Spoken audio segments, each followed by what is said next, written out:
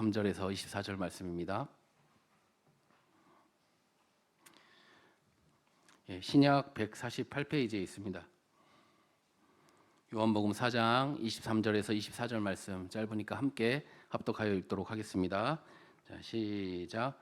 아버지께 참되게 예배하는 자들은 영과 진리로 예배할 때가 오나니 곧 이때라. 아버지께서는 자기에게 이렇게 예배하는 자들을 찾으시느니라.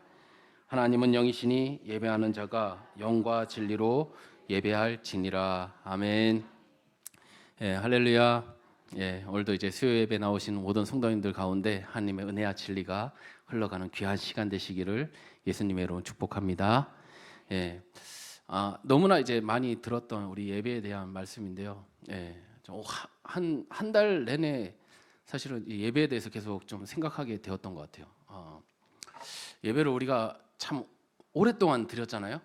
어떤 분은 50년, 40년 우리가 다 오랫동안 예배를 드리고 매주 드리고 막 이렇게 예배를 드리는데 이 예배가 과연 나에게 정말로 이렇게 감격적으로 다가오는가?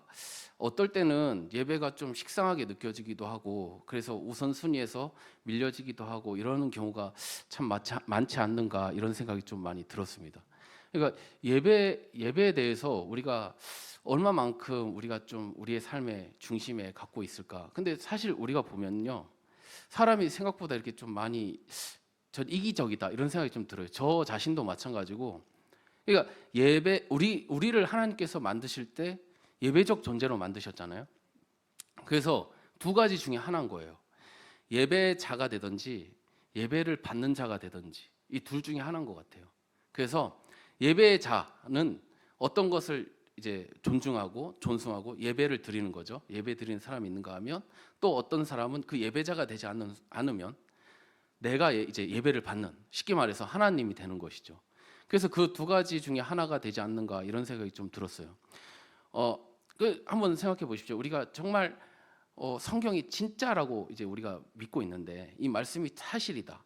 이것이 정말 하나님의 말씀이다. 그래서 정말 하나님은 살아계시고 그래서 하나님은 예배 받으시길 원하시고 우리를 예배자로 부르셨는데 근데 나는 그 하나님의 말씀을 믿는다고 하면서도 사실은 예배자의 모습보다는 내가 칭찬받기를 원하고 내가 인정받기를 원하고 그런 게 참 많잖아요 우리가. 그리고 내가 쉽게 말하면 이런 거예요. 예배를 드려도 오늘은 너무 힘들다. 난 예배 드리기 싫어. 사실 이건 뭐예요? 내가 이제 하나님이 돼 있는 거잖아요. 내가 하나님이 되어서 난 내가 하고 싶을 때 하고 나 하기 싫을 때 안 하고 여러 가지. 근데 우리가 다 그렇게 살아가는 경우가 많다는 것이죠. 근데 정말 하나님이 내가 받들으시는 분이야. 그러면 내 모든 어떤 상황도 상관없이 하나님께 드려지기를 우리가 원할 것이라는 것이죠. 근데 그런 부분이 참 작지 않는가 이런 생각이 들어요. 그래서 우리 예배에 대해서 한번 생각해 보니까 예배가 뭘까? 예배가 뭘까요? 예배하면은 이제 우리 사도신경하고 뭐 이렇게 대표 기도도 하고 찬송도 하고 성가대도 하고 말씀도 듣고 이런 것을 예배라고 하죠. 이거는 예배 순서라고 하죠. 그래서 예전이라고 해요. 예배 전통. 그래서 예전. 그럼 예배라는 건 뭐예요? 예배는 우리가 너무나 잘 알고 있잖아요. 예배는 뭐예요? 우리가 예배를 드린다. 예배는 뭡니까? 하나님을 만나는 거예요. 그죠? 그럼 하나님을 만나는 건데 우리는 정말 예배 속에서 하나님을 만나는가? 정말 하나님이 나와 함께 하심을 느끼면서 그렇게 나아가고 있으신가요? 어떠신 것 같아요? 근데 그러지 못한 경우가 좀 많지 않을까? 좀 가끔 그럴 때가 있지 않은가 이런 생각이 좀 들었어요. 그래서 성경에서는 그런 거예요. 좀 이렇게 하나님 안에서 아버지께 참되게 예배하는 자들을 찾는다고 오늘 말씀을 하고 있는데 그 참되게 예배한다는 건 무엇일까? 우리가 그 예배에 대해서 한번 생각해 보면 좋을 것 같습니다. 그래서 예배 의식을 보면은 예배를 우리가 드리면 드릴수록 어떻게 될까요? 예배를 드리면 드릴수록 악해지는 사람 혹시 보셨습니까? 예배를 드리면 드릴수록 막 내 그 자녀가 있는데 예배를 너무 열심히 드리는 거야. 막 예배를 열심히 드리면 드릴수록 애가 좀 머리가 안 좋아지는 것 같아. 그런 경우 있어요? 야, 너 예배 드리지 마라. 이런 경우 있어요? 예배를 드리면 드릴수록 어떻게 돼요? 그 사람은 하나님과 가까워지면서 지혜롭게 되고 하나님께서 주시는 놀라운 은혜들이 있는 것이죠, 우리 안에. 그죠? 근데 그 은혜들을 알면서도 우리는 왜 그 예배를 좀 식상하게 생각하고 왜 이 말씀 안에서 감동과 감격이 사라지고 있는가? 우리가 그것을 한번 생각해 보면 참 좋을 것 같습니다. 제가 물어볼 게 있어요. 아까도 말씀드렸지만 이제 하나님을 만나는 것이 예배의 목적이다 이렇게 얘기했어요. 그래서 여기에 예를 들어서 여기에 강력한 하나님의 임재가 있어요.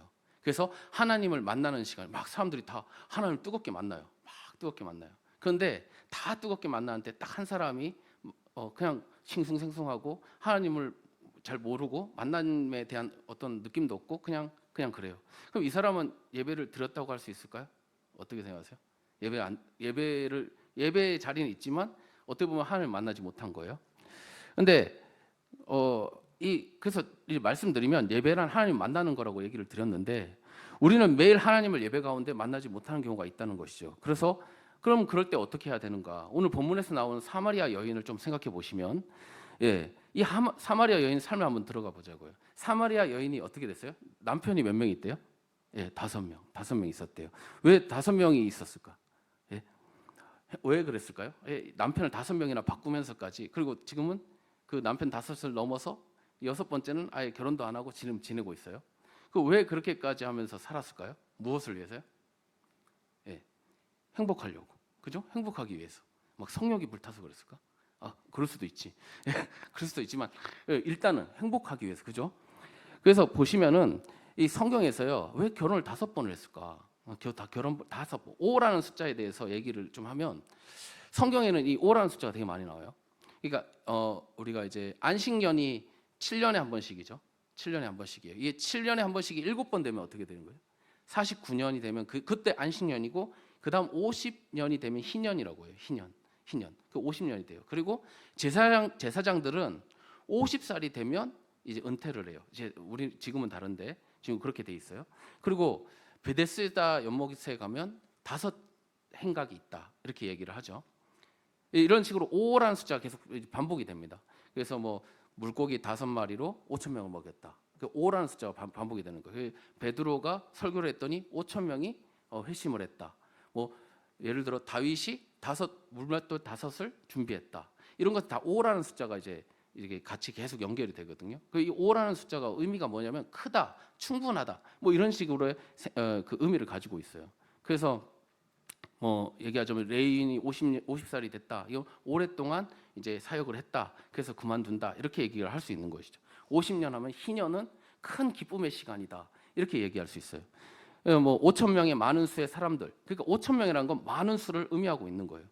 그리고 뭐 다윗이 5개의 물맷돌을 준비했다. 이거는 충분하게 준비했다. 이렇게도 볼 수가 있는 것이죠. 그렇게 이것을 이제 비교하자면 이 여인이 5명의 남편을 가졌었다. 이건 무슨 의미냐면 정말 충분히 한번 해볼 때까지 해봤다. 이런 뜻이에요. 쉽게 말하면.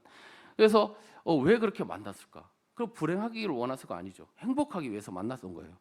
남편을 가진 거예요. 한번 우리 성도님께 한번 물어보겠습니다. 우리 성도님들은 남편이 몇 명 있으신가요? 이 말의 뜻은 여러분에게 행복을 위한 조건은 몇 개가 되느냐 이렇게 물어보는 거예요. 돈이 행복의 조건이 될 수 있죠, 그죠? 그리고 뭐 예를 들어 학벌 아니면은 뭐 앞으로의 꿈에 대해서 내가 할 수 있는 어떤 것들, 좋은 사람을 만나고 싶은 만남, 뭐 이런 것들이 행복의 조건이 될 수 있을 거예요. 모두가 행복하기 위해서 뭔가를 한다는 것이죠. 남편을 5이라 다 노력을 해봤다. 정말 내가 행복할 수 있는 방법을 다 찾아봤다. 이런 뜻이에요. 쉽게 말하면. 근데 많은 사람이 이렇게 행복하기 위해서 여러 가지를 준비한다는 것이죠. 이 사마리아 여인만이 아니라 우리 모두가 사실은 어떤 행복을 위해서 그렇게 나아가고 있다는 것입니다. 그런데 여기서 그런 거예요. 아까도 이제 말씀을 드렸지만 남편이 몇 명이 있으십니까? 라고 물어봤는데 정말 이 여인은 정말 열심히 살고 싶었어요. 누구보다 보란 듯이 행복하기를 원했습니다. 그래서 남편을 바꾸는 거예요. 돈이 있는 사람을 만나봤어요. 그런데 돈이 중요한 게 아니구나.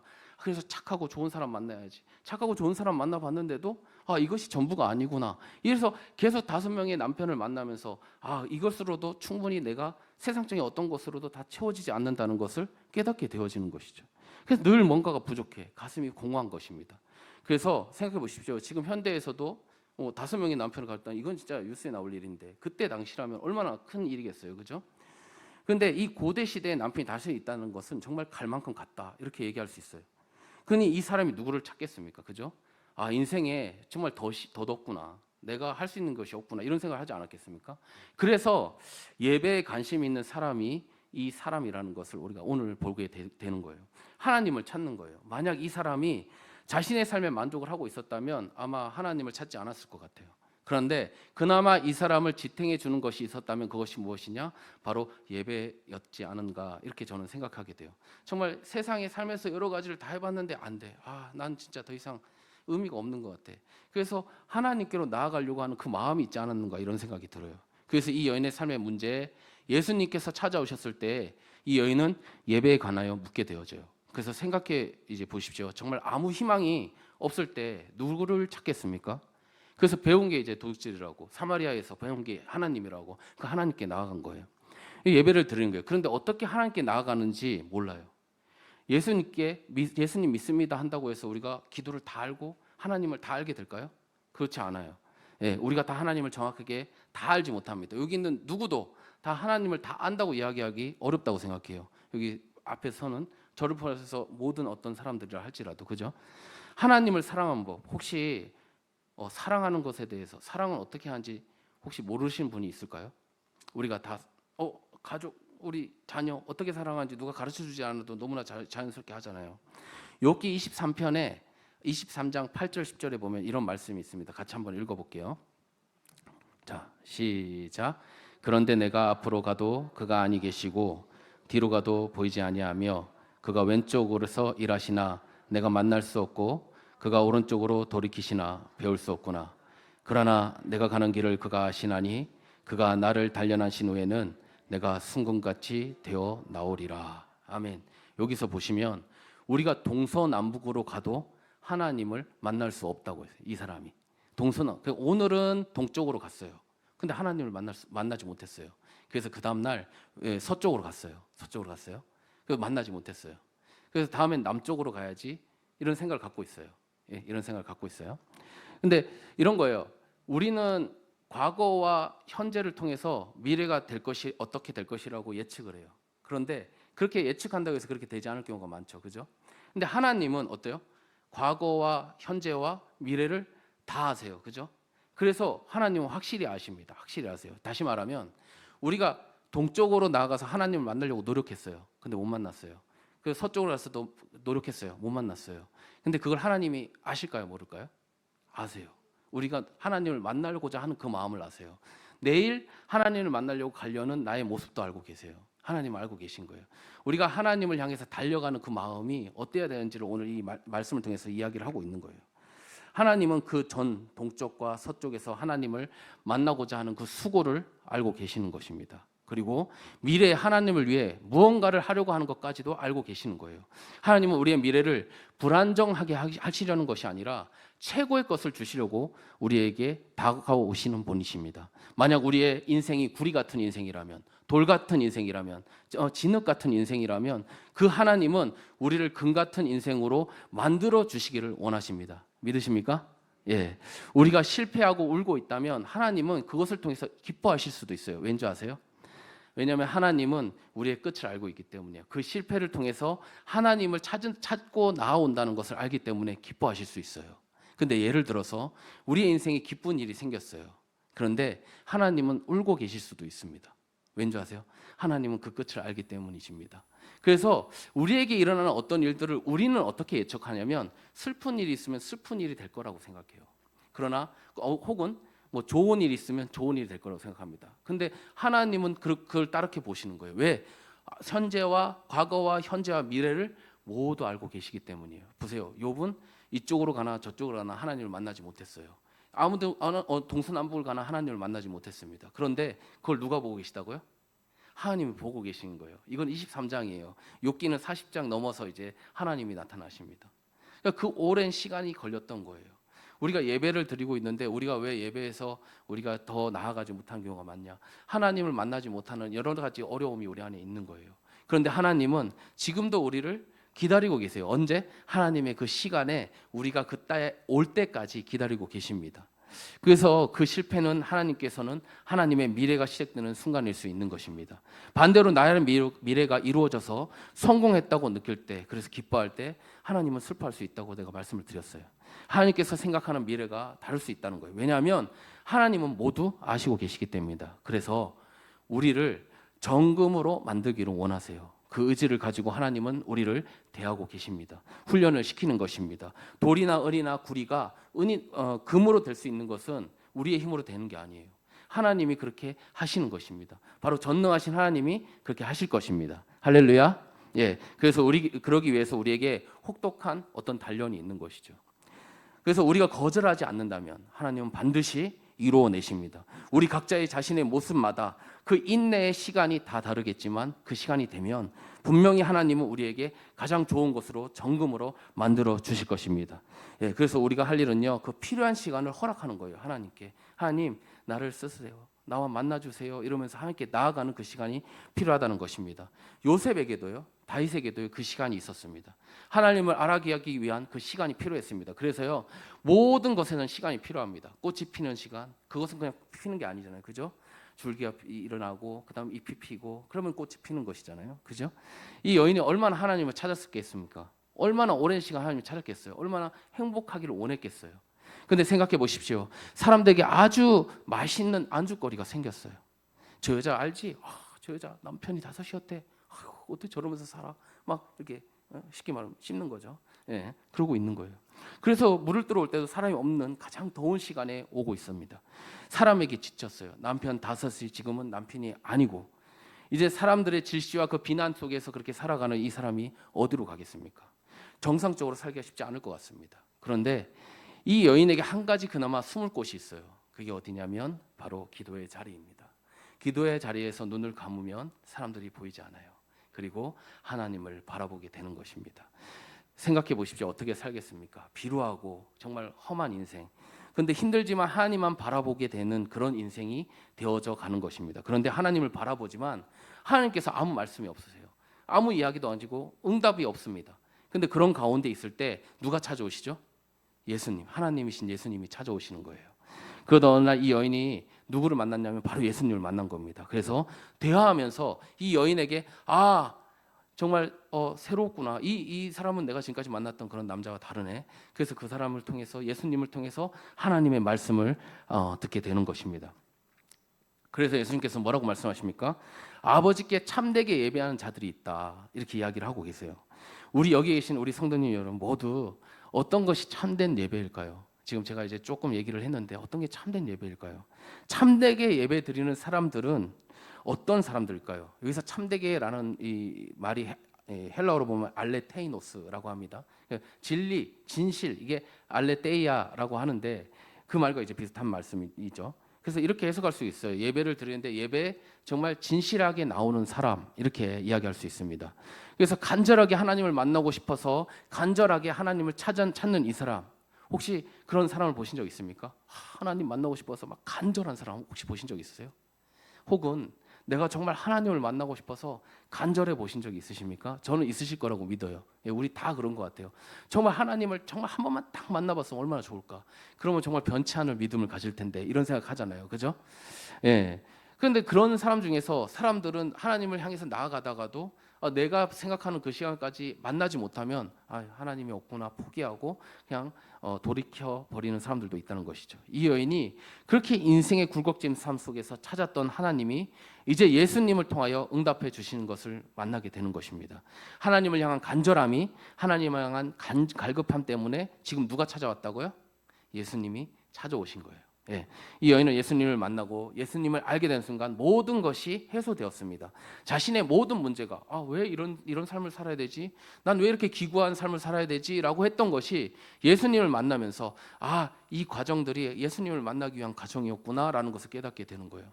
있잖아요. 우리 저번에도 한번 말씀을 드렸지만 우리에게 있는 어떤 문제들은 하나님이 없으면 그냥 문제예요.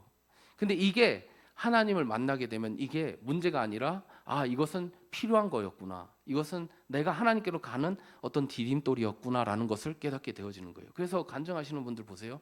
다 어려운 일들이 있었잖아요. 그죠? 근데 그 어려운 일들을 하나님 안에서 해석하기 시작해요. 그래서 이게 그래서 그랬구나. 이래서 그런. 그래서 삶이 정돈이 되는 겁니다. 그래서 우리의 삶이 하나님과 만나야 그래 우리의 삶이 정돈이 돼요. 이 문제는 어떤 것이구나 해석이 되는 겁니다. 그렇게 나갈 수 있으면 참 좋겠어요. 우리도 마찬가지입니다. 내 안에 문제가 내가 그대로 있으면 문제로 남는 거예요. 그러나 하나님을 만나서 그 문제가 아니라 그것이 빛나는 보석이 되기를 예수님의 이름으로 축복합니다. 제가 예전에 그런 얘기를 한 적이 있는데요. 제 동생이 이 배꼽에 붉은 반점이 생겼어요. 예? 그래서 그거를 이제 병원에 갔더니 무좀이래요, 무좀. 그래서 그 무좀을 이제 약을 먹고 다 나은 거예요. 그 배꼽에만 무좀이 없어진 게 아니라 발에 무좀까지 싹 없어진 거예요. 그래서 저한테 찾아와서 얘기하는 거예요. 형, 내가 무좀이 있었는데 여기 무좀이 있었는데 하면서 이야기를 하는 거예요. 그 전에는 무좀이 있는지도 몰랐어요. 근데 그 문제가 해결되니까 얘기할 수 있는 거예요. 이거 이런 문제가 있었는데 해결됐어. 얘기를 할 수 있는 거예요. 우리가 다 어떤 문제가 있지만 그것이 하나님 안에서 해결되어지면 이제 자랑하게 되어지는 그런 일이 된다는 것이죠. 가치 창조라는 말이 있습니다. 가치 창조. 가치 창조 뭐냐면 작은 것으로 어떤 큰 것을 만드는 것이죠. 예를 들면 종이가 있어요. 그냥 종이가 그냥 있으면 종이에요. 근데 그게 돈으로 만들어지면 5만 원짜리가 되면 그 가치가 어떻게 돼요? 5만 원이 되는 거예요. 근데 그 5만 원짜리 정도의 어떤 종이에다가 화가가 그림을 그리면 어떻게 될까요? 그 수백만 원, 수천만 원, 억대의 단위가 되겠죠. 똑같은 종인데 그것을 어떻게 누가 하느냐에 따라서 그 가치는 전혀 달라지는 거예요.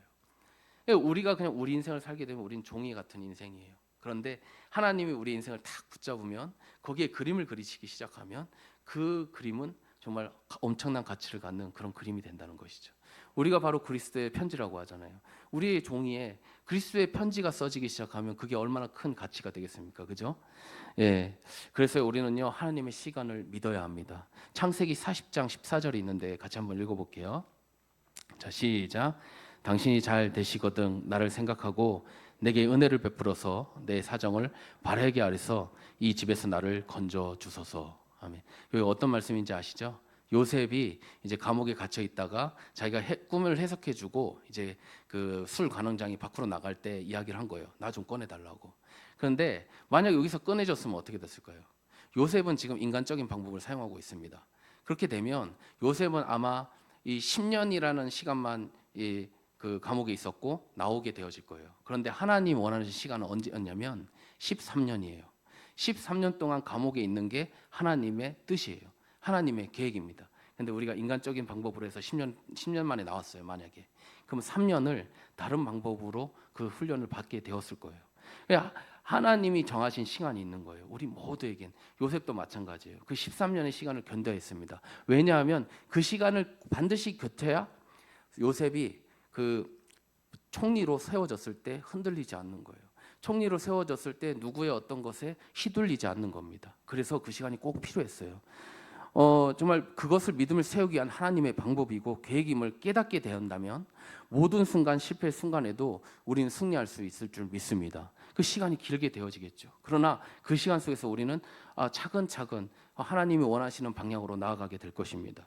요셉은 하나님의 말씀으로 단련받고 있었습니다.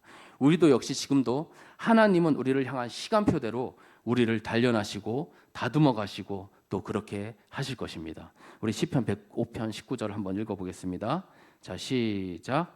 곧 여호와의 말씀이 응할 때까지라 그의 말씀이 그를 단련하였도다. 예, 이 말씀을 좀 더 쉽게 풀어서 이야기하자면 여호와의 하나님의 구원이 올 때까지 그의 말씀이 그를 단련하였도다라는 말씀이에요. 여호와의 구원이 올 때까지 여호와의 말씀이 그를 단련시킨다는 거예요. 예? 여호와의 구원이 우리에게 다 각자에게 올 거예요. 하나님이 언젠가 오신다는 거죠. 우리를 만나신다는 거죠. 그때까지 어떻게 하냐? 말씀으로 우리가 단련되어져야 하는 거예요. 그래서 하나님이 구원해 주시는 거예요. 이제 눈이 이렇게 오잖아요. 눈이 이렇게 왔어요. 근데 눈이 오면 참 춥잖아요. 그죠? 그런데 이 추운 시간 눈이 녹아야지 어떤 일이 있죠?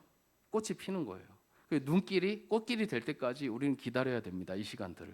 이사야 55장 6절에서 13절에 보면 이런 말씀인데 같이 읽어보겠습니다. 시작. 너희는 여호와를 만날 만한 때에 찾으라. 가까이 계실 때 그를 부르라. 악인은 그의 길을 명울한 자는 그의 생각을 버리고 여호와께로 돌아오라. 그리하면 그가 긍휼히 여기시리라. 우리 하나님께 돌아오라. 그가 너그럽게 용서하시리라.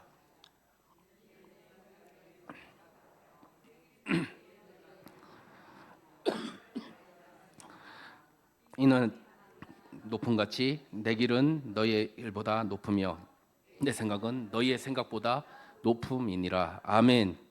하나님께서 용서하시는데 어떻게 용서하신대요? 죄송합니다. 너그럽게 용서하신다고 하셨어요. 그죠? 예, 그냥 용서하시는 게 아니라 너그럽게 용서하신대요. 우리가 사실 모두 불의한 자입니다. 어떤 의미에서는 우리가 죄와 저주 안에 있죠. 그런데 그런 우리에게 한 가지 돌파구를 마련해 주셨는데 그것이 무엇이냐면 우리가 하나님을 찾아가도록 하나님은 요청하고 계시다는 것입니다. 그렇게 찾기를 원하시는 이유는 우리를 살리시기 원하시기 때문입니다. 그죠? 저와 여러분을 용서하시고 다시금 회복시키시고 하나님과 연합하기를 하나님이 원하시기 때문이시죠. 8절에 보면 내 생각과 하나님의 생각은 다르다고 말씀을 하고 있어요. 생각의 길을 이 생각은 이 길을 만들고 운명을 만든다 이런 말이 있어요. 그죠? 예. 하나님 생각은 우리의 생각과 차이가 얼마나 될까요? 하나님 생각과 우리의 생각은. 여기서 보면 하늘과 땅 차이라 했어요. 하늘이라는 것은 이 리미트가 없다는 뜻이에요. 한계가 없다는 뜻입니다. 그만큼 큰 차이가 있는 거예요. 근데 그 생각이 높다고 했어요. 높은 것은 한계가 없다고 하시는데 하나님의 생각은 우리가 가늠할 수 없을 만큼 그런 생각을 갖고 계신 거예요. 근데 그거 보세요. 자녀가 처음에 태어나면 누구를 따라서 살아가요? 부모님을 따라 살아가잖아요. 부모님의 생각을 따라가요. 처음엔 잘 안 맞죠. 계속 안 맞아요. 근데 시간이 지나면 정말 오랜 시간이 지나면 그러니까 성인이 돼서 더 나이 들어서 아버지가 이제 그 아들이 아버지가 되고 어머니가 되면 아버지의 생각이 어떤 것인지 깨닫고 따라가게 되잖아요.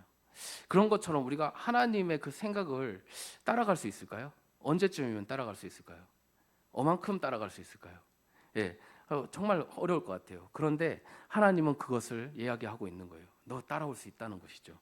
하나님의 생각은 우리가 다 알지 못해요. 그 길을 알 수가 없습니다. 그러나 우리는 알 수 없지만 우리의 것을 버리고 주님을 찾고 부르짖을 때 그 계시의 길이 열리고 우리의 삶에 새로운 길이 열리는 것이라고 말씀하고 있어요. 이 축복을 받는 우리 놀라운 은혜가 우리 안에 있기를 예수님으로 축복합니다. 예, 저 오늘 말씀은 이때라라고 말씀 이제 제목을 적었어요. 언제라고요? 이때. 예, 영어로 right now, 지금, 예, 당장 이런 뜻이에요. 하나님을 만날 때라는 것입니다. 우리 주님 예수님은 예배의 주인이세요. 예배의 주인이세요. 그리고 예배의 모범이 되시는 분이십니다. 사람들이 예배가 무엇인지 물었을 때 있습니다. 가장 큰 계명이 뭐냐고 묻는 거예요. 우리 마가복음 12장 29절 31절 같이 한번 읽어보겠습니다. 자, 시작. 첫째는 이것이니 이스라엘아 들으라. 주 곧 우리 하나님은 유일한 주시라. 내 마음을 다하고 목숨을 다하고 뜻을 다하고 힘을 다하여 주 너의 하나님을 사랑하라 하신 것이요. 둘째는 이것이니 내 이웃을 내 자신과 같이 사랑하라 하신 것이라. 이보다 더 큰 계명이 없느니라. 이거는 그냥 사랑에 대한 이야기죠. 그런데 이거는 예배하고 같아요. 예수님이 살아온 모든 시간은요. 태어나서부터 이제 십자가에 돌아가실 때까지 이 모든 시간은 예배의 시간이었어요. 예수님의 시간은. 그러니까 예수님이 하시는 모든 일들이 예배였던 거예요. 예배였던 거예요. 그래서 예배의 모본이 되어 주셨어요.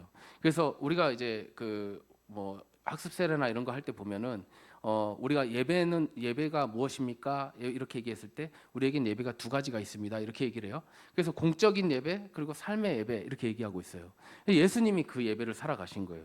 그래서요 예수님이 예배 중심에 어떤 대상과 함께 하셨습니까? 어떤 대상과 함께 했을까요?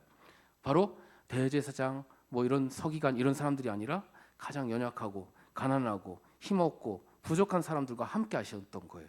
이게 예배 공적 예수님이 늘 어떻게 했냐면 회당에 가셨어요. 회당에 가서 예배를 드립니다. 예배를 드리고 또 사람들과 함께 나눠요. 말씀을 나누고 생각을 나누고 그리고 음식을 나누고 이렇게 나눕니다. 그런 것이 다 모든 것이 예배였던 거예요. 그 예수님은 어느 것도 놓치지 않고 그 모든 것을 하셨습니다. 공적 예배, 그 삶의 예배가 그 우리에게 있어서는 참 좋겠어요. 그래서 예수님 뭐라고 하면 내가 길이다라고 말씀을 하셨어요. 예배를 드리는 그 모습들을 우리가 닮아가기를 예수님께서 원하시는 거예요. 그들은 목자 없는 양과 같았습니다. 늘 억압을 받았던 사람들이에요. 그런데 그에게 주님은 말씀을 하셨습니다. 복음을 주셨습니다. 자유를 주셨습니다. 그리고 하나님을 믿을 수 있는 기회를 주셨어요. 어떤 것으로요? 힘들고 어렵고 슬픔에 빠진 그 세상 속에서 하나님이 그들에게 소망이 되어주시고 그리고 힘이 되었다는 것을 말씀하고 있는 거예요. 그래서 이것이 구약과 신약의 모든 곳에 써 있어요. 그러니까 하나님을 뭐라고 얘기하시냐면 고아와 가부의 아버지라고 이야기하십니다. 그죠? 그러니까 하나님이 늘 보시는 곳이 있어요. 하나님이 가장 눈을 두시는 곳이 있습니다. 사람들이 다 천시하고 멸시하고 사람들이 원하지 않는 그곳에 하나님의 시선이 있는 거예요. 그래서 예수님은 아셨습니다. 하나님께 참되게 예배드리는 사람이 일어난다는 것을 알고 계셨습니다. 그 참된 예배를 드리는 한 사람이 바로 우리였으면 참 좋겠습니다. 예, 바울은 인생 말년에 이렇게 고백했는데요. 사도행전 20장 35절에 우리 같이 한번 보겠습니다. 자, 시작. 범사에 여러분에게 모범을 보여준 바와 같이 수고하고 약한 사람들을 돕고 또 주 예수께서 친히 말씀하신 바 주는 것이 받는 것보다 복이 있다 하심을 기억하여야 할지니라. 예, 믿음으로 하나님의 뜻을 이루어간 사람들이 있어요. 믿음의 선배들이 있습니다. 근데 그들이 전하여 주기 위한 것은 무엇이었을까요? 바로 복음인데, 예수님인데, 그 사랑인데, 그것은 어디로 흘러가야 된다고요? 그냥 소외된 곳, 보이지 않는 곳, 연약한 곳, 그 낮은 곳으로 흘러간다는 거예요. 그래서 마지막으로 우리 이사야 58장 6절에서 12절도 같이 한번 읽어봤으면 좋겠는데요. 같이 한번 읽어보겠습니다. 자, 시작. 금식은 흉악의 결박을 압제당하는 자를 자유하게 하며 모든 멍에를 꺾는 것이 아니겠느냐. 또 둘인 자에게 내 양식을 나누어 주며 유리하는 빈민을 집에 들이며 헐벗은 자를 보면 입히며 또 내 거룩을 피하여 스스로 숨지 아니하는 것이 아니겠느냐. 그리하면 내 빛이 새벽같이 비칠 것이며 내 치유가 급속할 것이며 내 공의가 내 앞에 행하고 여호와의 영광이 내 뒤에 호위하리니 내가 부를 때에는 나 여호와가 응답하겠고 내가 부르짖을 때에는 내가 여기 있다 하리라. 만일 내가 너희 손에서 멍에와 손가락질과 허망한 말을 제하여 버리고 줄인 자에게 내 심정이 동화하며 괴로워하는 자의 심정을 만족하게 하면 내 빛이 흑암 중에서 떠올라 내 어둠이 낮과 같이 될 것이며 여호와가 너를 항상 인도하여 메마른 곳에서도 내 영혼을 만족하게 하며 내 뼈를 견고하게 하리니 너는 물된 동상 같겠고 물이 끊어지지 아니하는 샘 같을 것이라. 내게서 날짜들이 오래 항폐된 곳들을 다시 세울 것이며 너는 역대의 파괴된 기초를 쌓으리니 너를 일컬어 무너진 데를 보수하는 자라 할 것이며 길을 수축하여 걸 것이 되게 하는 자라 하리라. 아멘. 예, 저 그런 것 같아요. 이제 예배를 드리고 예배 가운데 있게 되면 중보자적 성격을 갖게 되는 것 같아요. 그러니까 힘든 사람을 보고 연약한 사람 보면 그 사람에게 가서 뭔가 도움을 주고 싶어지고 그 사람에게 힘이 되어주고 싶고 또 어려운 가운데 있는 사람에게는 뭔가를 도와주고 싶은 그런 마음들이 우리 안에 있지 않습니까? 그래서 힘든 사람들에게 기도하게 되어지고 이러잖아요.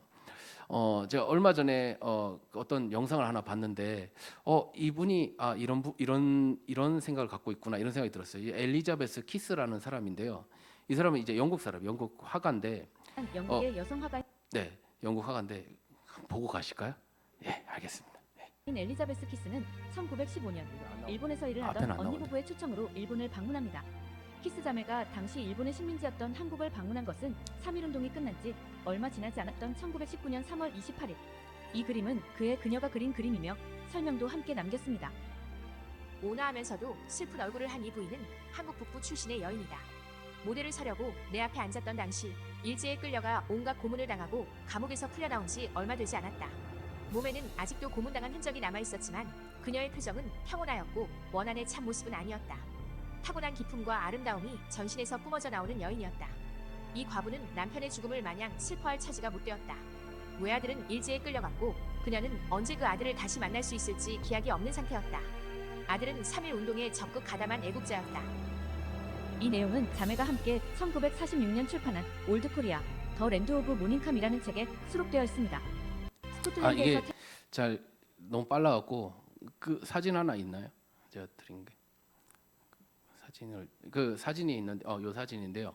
그 엘리자베스 키스라는 사람은 이제 영국 사람이에요. 근데 이제 우리가 이제 뭐 1907년 9년 뭐 그때 뭐 평양 부흥운동이 일어나고 이랬잖아요. 그러고 나서 이제 이분이 이렇게 두 자매인데 넘어왔어요. 넘어와서 이제 우리나라의 풍경들을 이렇게 그렸어요. 근데 우리나라가 이제 억압받고 힘들어 있는 모습들을 보면서 이렇게 그린 거예요. 근데 저 그림은 이제 어떤 여인인데 어떤 여인이 그 일제에게 이제 막 고문을 당하고 이러고 이제 나온 거예요. 나온 그 모습을 보고 그림을 그렸는데 이 내용들이 참 많은데 거기 보면은 이 힘든 고문을 받고 나온 사람인데 너무나 이렇게 당당하고 그런 모습을 본다 하면서 그림을 이렇게 그려놨어요.